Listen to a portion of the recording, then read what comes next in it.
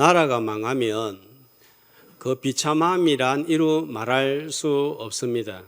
우리 민족은 일제강점기라는 뼈아픈 역사를 가지고 있습니다. 1895년 일본 낭인들이 궁궐에 침입하여 명성황후를 잔혹하게 시해하였습니다. 1905년에 을사늑약은 우리의 외교권을 박탈하여 나라의 자주권을 빼앗긴 치욕의 순간이었습니다. 이어 1907년 고종 황제가 강제 퇴위당하고 1910년 한일 합방으로 국권을 상실하여 일본의 식민지가 되었습니다. 당시 황승신문의 주필이었던 장자연은 오호라 통제라 대한이 망하였도다 이렇게 시작을 하여서 우리의 2천만 동포여 노예된 동포여 살았는가 죽었는가 당군과 기자일에 4천년 국민정신이 하룻밤 사이에 홀연히 멸망하고 말 것인가 라는 절규로 마무리하는 시일야 방성대곡이라는 제목의 호소문을 신문에 기재하여서 나라 잃은 백성의 절망과 통한을 토로하며 민족의 각성과 저항을 촉구했습니다. 나라 잃은 우리 민족은 36년간 서름 속에 신음하며 정치, 경제, 문화 모든 면에서 일본의 수탈과 지배를 겪어야 했고 그 앙금은 지금도 우리의 마음속에 남아있고 지금도 위안부 사건으로 인해서 양국이 갈등하고 있습니다.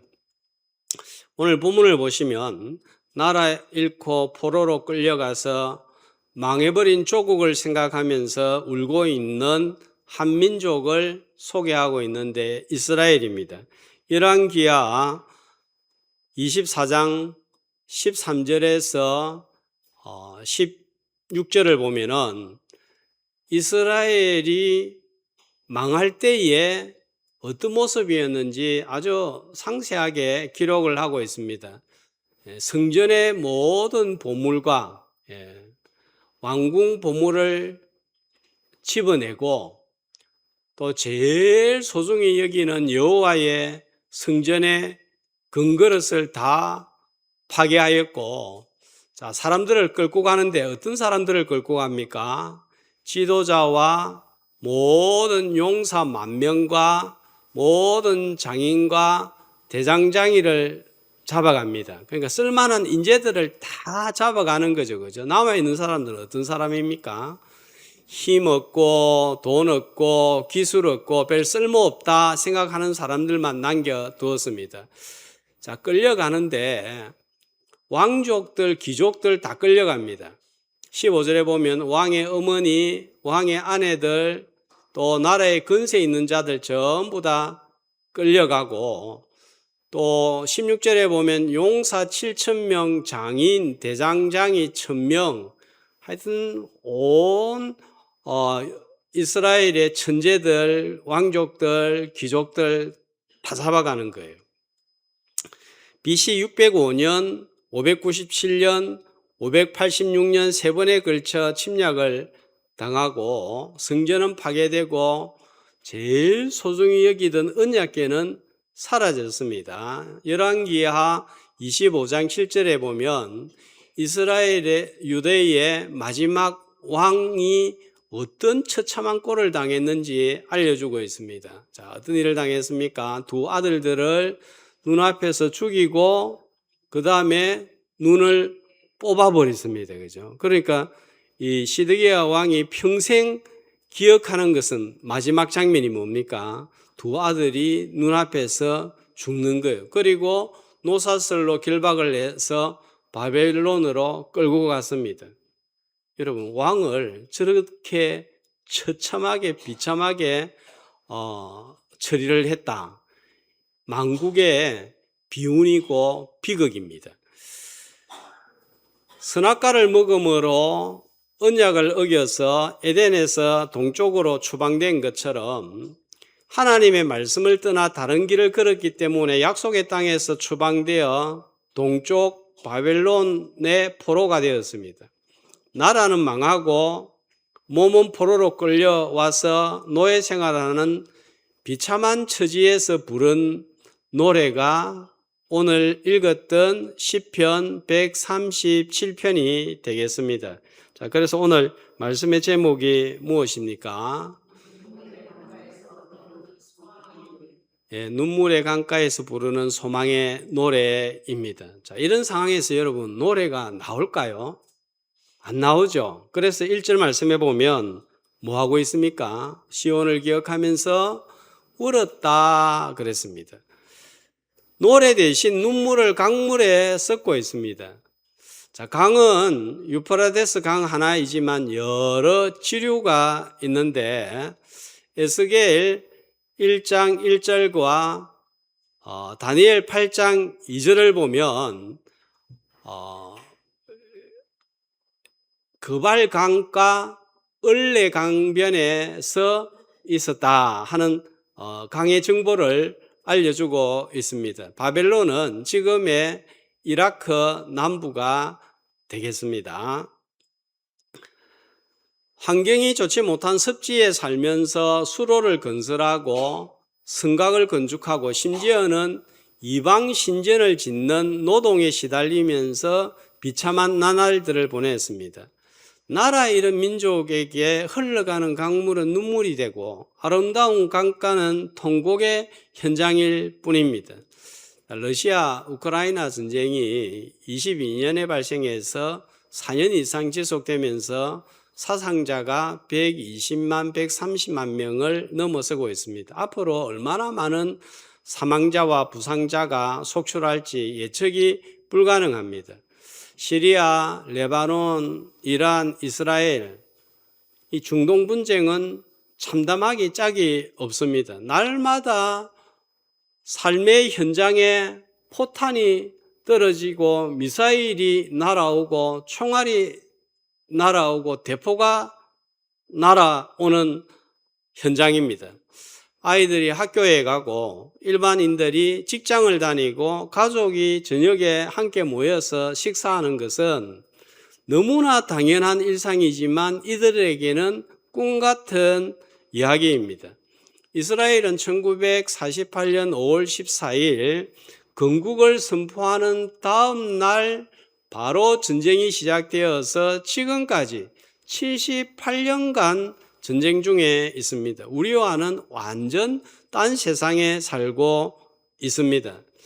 그러나 한반도 역사를 돌아보면 지금 우리가 살고 있는 이 시대가 얼마나 특별하고 특별한 시대인지 깨닫습니다. 누군가는 우리 민족이 하나님 앞에 가지고 갈 것은 가난과 고난밖에 없다고 할 정도로 이 역사는 모질고 모진 역사였습니다. 임진왜란, 병자호란, 일제강점기로 나라는 처참한 지경에 빠졌습니다. 1945년 해방이 찾아와서 대한민국 만세를 부르고 온 백성들이 나와서 만세를 외쳤지만 평화는 5년을 넘기지 못하고 1950년 6.25 전쟁이 발생하여서 풀 한 폭이 나지 않는 황폐한 곳으로 만들어 버렸습니다. 그리고 1953년 7월 27일 정전협정 체결 이후 한반도 5천년 역사상 전쟁 없는 73년이라는 유례를 찾을 수 없는 평화와 자유의 때를 살고 있습니다. 자, 이런 긴 73년의 평화와 자유 속에서 산업화와 민주주의의 발전을 이루어냈고 세계 최빈국에서 세계 10위권 경제 규모를 달성했습니다. 이러한 평화의 토대 위에 K-팝, K-드라마, K-영화가 세계적인 문화현상으로 자리를 잡고 있습니다. 특별한 시대에 우리가 살고 있습니다. 지금 BTS가 아리랑으로 전 세계 한류 열풍을 일으키고 있지만 이 나라에 전쟁과 내전이 일어나고 있다면 어림도 없는 일입니다. 국난이 발생하면 오늘처럼 이렇게 편안하게 에어컨 틀어놓고 예배 드리고 마음껏 찬송 부르고 부르짖고 기도하고 말씀을 들을 수는 없습니다. 하나님이 보호하사 우리나라 만세인 줄로 믿습니다.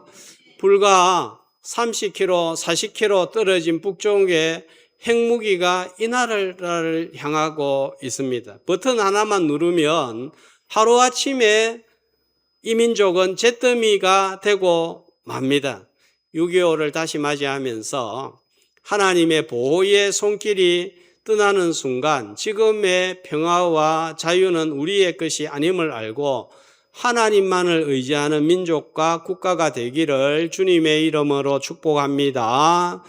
자, 노래를 부를 수 없으니까 2절 어떻게 하죠? 노래 못 부르니까 악기가 소용이 없는 거예요. 그냥 장식품으로 부두나무에 걸어버렸습니다. 자, 이유가 나옵니다. 3절에. 왜 노래를 부르지 않고 왜 악기를 사용을 하지 않는지. 이유는 우리를 사로잡은 자 누구인가요? 바벨론입니다. 거기서 우리에게 노래를 청하며 우리를 항폐한 자 역시 바벨론입니다. 기쁨을 청하고 노래 하나 불러봐라 하는데 누구를 위해서? 바벨론 자기들을 위해서. 여러분 술자리에서나 군대에서 또 아니면 다른 유흥지에서 세상 사람들이 장난삼아 찬송가 하나 불러봐라 할 때 부릅니까 안 부릅니까? 안 부르죠. 왜 안 부릅니까? 그게 선한 뜻으로 내가 한번 예수 믿어볼 테니까 한번 잘 불러봐라 이게 아니잖아요. 우리를 조롱하고 무시하고 하나님을 무시하기 위한 처사이기 때문에 우리는 부를 수가 없는 거예요. 찬양은 하나님께만 드리는데 자기들을 위해서 사람을 위해서 부르려고 하니까 부를 수 없습니다. 찬양을 딴따라 또는 기분 전환용으로 생각하고 있는데 하나님을 무시하고 멸시하는 요구입니다. 이런 땅에서 노래할 수가 있을까요? 없을까요? 그래서 4절에 뭐라고 한탄을 하고 있습니까? 이런 이방 땅에서 이런 상황에서 하나님의 노래를 부를 수 없다 하는 것입니다. 절망입니다.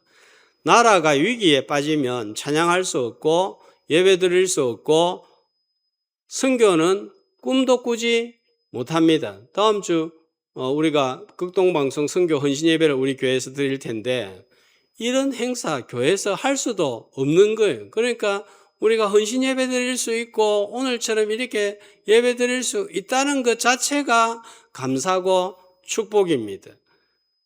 일제강점기 신사참배 강요로 예배는커녕 얼마나 많은 목회자들과 성도들이 감옥에 투옥되고 순교를 당하였습니까? 이 평화와 자유의 시대, 특별한 하나님의 은혜와 은총의 시대인 줄로 믿습니다. 눈물밖에 없는 눈물의 강변에서 노래를 부르는데 이게 이제 137편입니다. 소망의 노래를 부릅니다. 도무지 노래할 수 없다가 이제 드디어 노래를 부르는데 어떤 소망을 보고 노래를 하는가? 5절과 6절에 나와 있습니다. 자, 이 5절과 6절을 좀 새 번역으로 한번 보도록 하겠습니다. 이건 조금 어렵게 표현되어 있는데 시편 137편 5절 6절 이 구절이 아닙니다. 예, 자, 제가 읽어드리겠습니다. 한번 잘 들어보시면 좋겠습니다. 예루살렘아, 내가 너를 잊는다면 내 오른손아, 너는 말라 비틀어져 버려라. 그러니까 내가 예루살렘을 잊으면 내 손이 말라 비틀어져서 더 이상 사용할 수 없게 되어 버려라 하는 것입니다. 자, 그리고 내가 너를 기억하지 않는다면 내가 예루살렘을 어떤 것보다도 기뻐하지 않는다면 내 혀야 너는 내 입천장에 붙어버려라. 혀가 입천장에 붙어버리면 어떻게 됩니까? 말을 못하죠. 벙어리가 되는 거죠. 무엇을 의미하고 있습니까? 그만큼 예루살렘이 중요하다는 것입니다. 예루살렘이 왜 그렇게 중요합니까?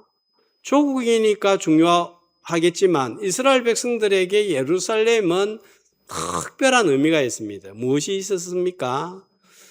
예, 성전이 있었습니다. 성전에 누가 계셨습니까? 하나님이 계셨습니다. 그러니까 예루살렘을 절대로 잊어버리지 않겠다. 잊어버리면 손이 말라 비틀어져 버리고 벙어리가 되어버리라 하는 것은 절대로 하나님을 잊어버리지 않겠다 하는 것입니다. 왜냐하면 하나님 없이는 설명될 수 없는 존재가 하나님의 백성들이기 때문입니다. 눈물밖에 흐르지 않는 바벨론 강변도 하나님을 붙드는 순간 소망의 강변이 됩니다. 처절한 울음이 변하여 소망의 찬양으로 변합니다. 포로기에 활동하였던 에스겔, 다니엘 같은 선지자들을 통해서 애굽의 종살이에서 구원하신 하나님을 기억하며 출 바벨론 시킬 하나님을 기억했습니다. 참왕, 참성전, 참 이스라엘로 오실 메시아를 대망했습니다.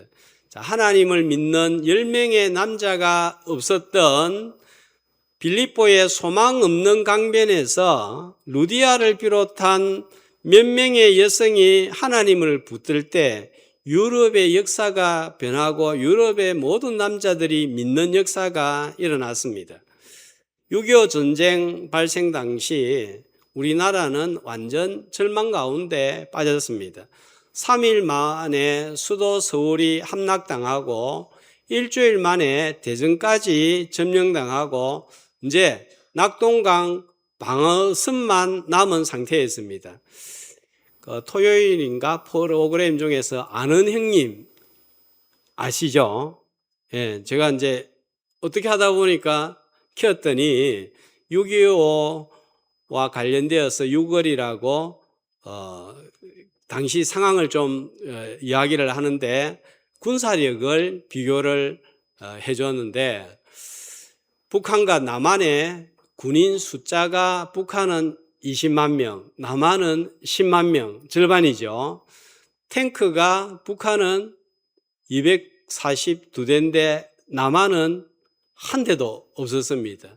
미사일이 북한에서는 242문인데 2492문인데 우리나라는 1500문, 절반밖에 안 됩니다. 군함은 110척, 남한은 36척, 전투기는 북한이 226대, 우리는 22대, 10분의 1도 안 되는 거예요. 상대가 되지 않는 전력과 전쟁이었습니다. 그런데다가 우리 남한은 군인들의 3분의 1이 휴가를 떠난 상태였습니다. 풍전등화의 위기에서 공산화되지 않은 것이 기적입니다. 역시 하나님이 보호하사 우리나라 만세인 줄로 믿습니다.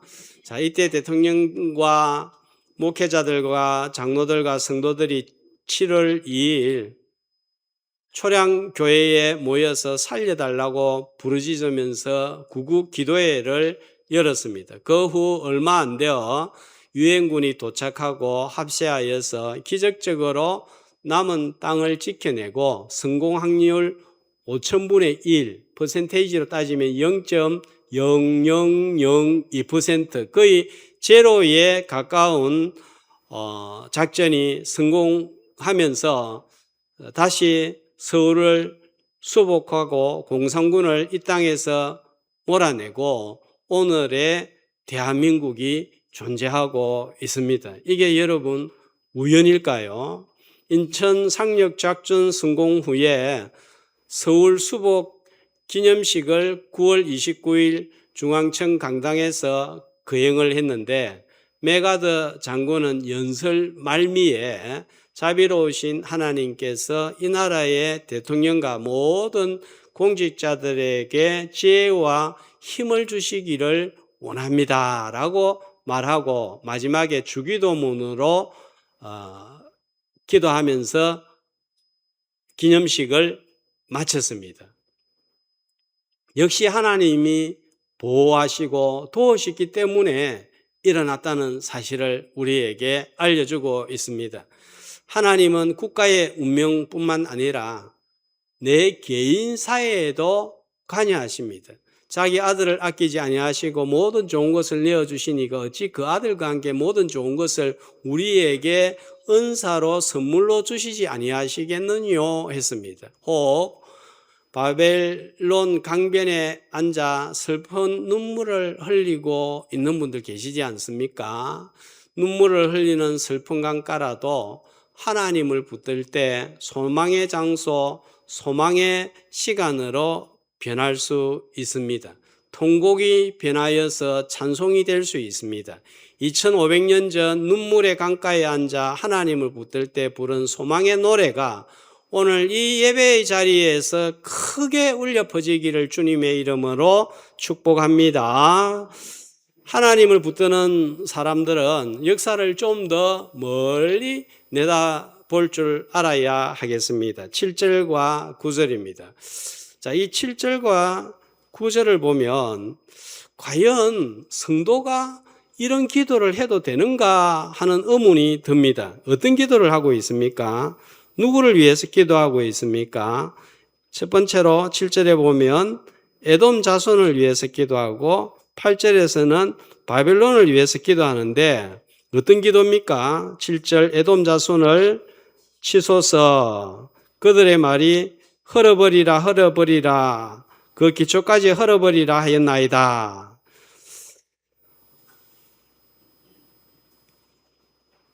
에돔과 바벨론을 향하여 저주를 퍼붓는 기도죠. 그죠? 그래서 이 시를 저주시 비탄시라고 부릅니다. 에돔 자손은 자, 누구의 후손인가요? 에서의 후손이죠. 야곱, 이스라엘의 형제 국가입니다. 그런데 바벨론에 의해서 멸망당할 당시에 그들의 입에서 나온 말이 실제로 보면 멸망하던 나를 기억하소서 에돔 자손이 저 예루살렘 망해버려라 망해버려라 이렇게 외친 거예요. 남의 불행을 자신의 행복으로 여기는 악한 일을 자행하였습니다. 오바댜 1장 11절에 보면 당시 바벨론이 침공을 했을 때 에돔이 어떤 일을 했는지 알려주고 있습니다. 이방인이 그러니까 바벨론이 재물을 빼앗아 가며 외국인이 그의 성문에 들어가서 예루살렘을 얻기 위해서 제비 뽑던 날에 너도 그들 중 한 사람같이 되었다. 에돔 족속도 망해가는 예루살렘에서 뭐 하나 건지려고 똑같은 행동을 하고 이런 저주를 퍼부었다 하는 것입니다. 제가 이걸 보면서 어떻게 그럴 수가 있을까라고 생각을 했는데 북한이 대남 방송을 하는 걸 보면 그럴 수 있겠다 하는 생각이 듭니다. 북한에서 마이크 크게 켜놓고 뭐라고 합니까? 막 비난을 하잖아요. 그죠? 예. 그것처럼 같은 형제 국가가 이렇게 비난을 한 거예요. 자, 그 다음에 바벨론에 대한 저주는 더 끔찍합니다. 9절에 보니까 어떤 저주를 퍼붓고 있습니까? 내 어린 것들을, 아이들을 어디에 치버리라고요? 바위에 메어 치다. 이거 이럴 수 있습니까? 바벨론이 이스라엘을 침공했을 때 이런 악을 자행을 했다는 거예요. 끔찍한 일을 했다는 것입니다. 이스라엘 향한 멸시와 망하기를 바라는 마음은 하나님의 백성과 신앙 공동체인 교회를 멸시하고 대적하는 행위입니다. 8절, 9절 바벨론이 나오는데 하나님을 대적하는 세력, 사단의 세력, 세상 세력의 상징이 바로 바벨론입니다. 이사야 44장 28절에 보면 하나님을 대항하는 악한 세력이 공의롭게 심판받기를 기도하고 있습니다. 포로 전 100년, 150년 전에 태어나기지도 않은 고레스라는 왕의 이름을 이사야 선지자가 언급하면서 포로에 있는 이스라엘 백성들에게 나타나서 해방을 시키고 예루살렘을 중건시키고 성전을 짓게 할 것이라는 이러한 말씀을 기억하고 바벨론의 멸망이 다가옴을 감지를 하였습니다. 요한계시록 18장 21절에 보면 이제 이 하나님을 대항하는 바벨론 세상 사단 세력이 어떻게 될지 이렇게 말씀합니다. 한 목소리로. 이에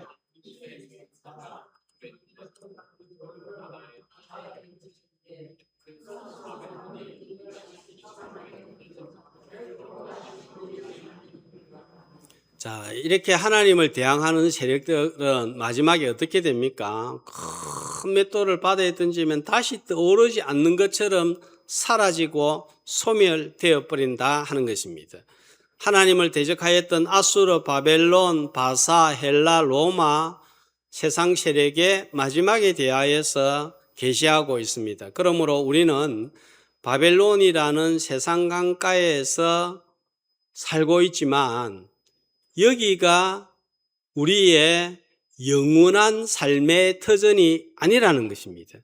우리는 세상이라는 바벨론 강가에 살고 있지만 돌아갈 영원한 본향 새하늘과 새 땅을 기억하며 기다리며 살고 있습니다.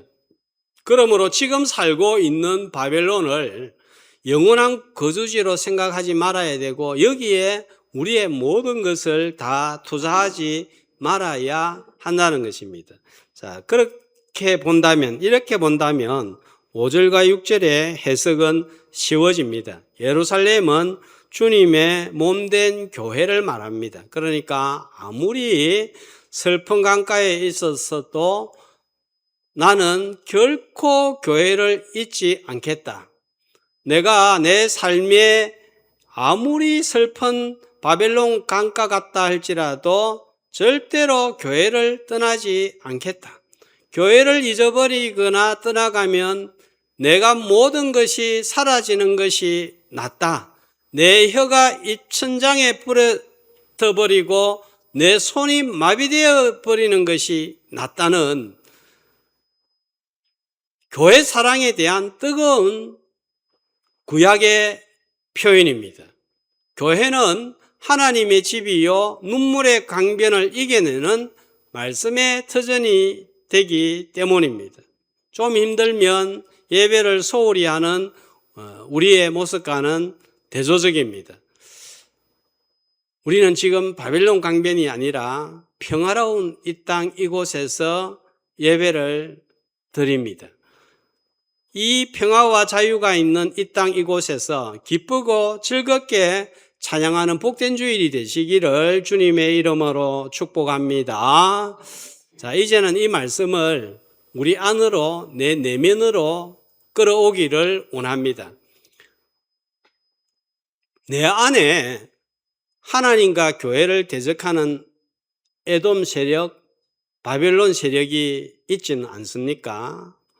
아직 그 세력이 어린아이처럼 작고 힘이 있을 때, 없을 때 방치하지 말고 반석이신 예수 그리스도의 발 앞에 내리치고 깨뜨려야 합니다. 예수 그리스도보다 높아진 생각, 사상, 무언가가 내 안에 있다면 그것을 끄집어내어서 내동댕이 쳐버려야 합니다. 8절과 9절 말씀해 보면 이런 자가 복이 있다고 하는 거예요. 내 안에 하나님을 대적하고 교회를 무시하고 성도를 조롱하는 에돔, 바벨론 같은 요소가 하나라도 있다면 더 자라기 전에 예수 그리스도의 발 앞에 메어 치버려야 되는 거예요. 자, 그럴 때 우리 심령이 가난한 자가 됩니다. 그 마음이 가난하면 어떻다고요? 마음이 가난한 자 복이 있습니다. 어떤 복이 있습니까? 천국이 저희 것이미로다. 그렇게 메어치는 자는 오늘 내 삶의 현장에서 천국을 경험하게 되는 것입니다. 작은 죄가 장성하면 에돔이 되고 바벨론이 되어 나를 집어 삼킵니다.